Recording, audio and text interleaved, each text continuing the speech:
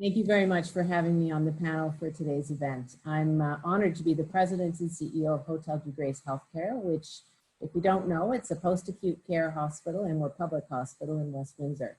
Our hospital is like many others, providing services in the area of rehabilitation, complex medical care, palliative care, and tertiary mental health. And additionally, we have a significant footprint in outpatient and community services in both rehabilitation, restoration, and mental health and addictions. And we finally are the lead agency for children's mental health in Windsor, Essex. Additionally, I'm the co-chair for the Prosper Us initiative that Hugo mentioned earlier, which is a collective impact approach adopted in Windsor, Essex in order to address child poverty in our community. And it's from that perspective informed by these two roles that I occupy that I bring my comments today. I've been asked to talk for 3 to 4 minutes max on a number of topics that should realistically take us 3 to 4 weeks or longer, but I'm always up for a challenge. So let's talk about health through a lens of inclusion, public health, and economic rejuvenation. I'm not here to give anyone advice. So if that's what you're here for, I'm sorry to disappoint you. What I can talk about is what I see, what I know, and what I worry about in health service delivery if we don't pay attention to those big topics I mentioned.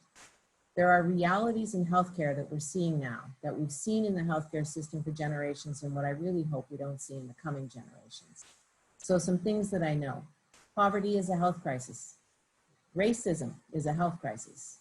Economic inequality is a health crisis. Mental illness in our community is a health crisis, but we don't talk about these. We do talk about healthcare a lot. We talk about how proud we are of our publicly funded healthcare system, and that's right, and it's proper. We have a lot to be proud of. We talk about our wonderful reality that we don't get billed when we go into the emergency department. We share with our US friends that we don't go bankrupt when we need surgery, and we tweet about free flu shots, and sometimes we complain and share our frustrations that we can't get into our doctor on the same day, or we have to wait a long time for knee surgery. But what we don't talk about is important. We don't talk about the folks that can't fill their prescriptions because they can't afford to do that and pay the rent or buy groceries. We don't talk about the way people experiencing homelessness are treated when they access healthcare. We don't talk about how Black, Indigenous, people of color have different health outcomes than white Canadians when they seek care.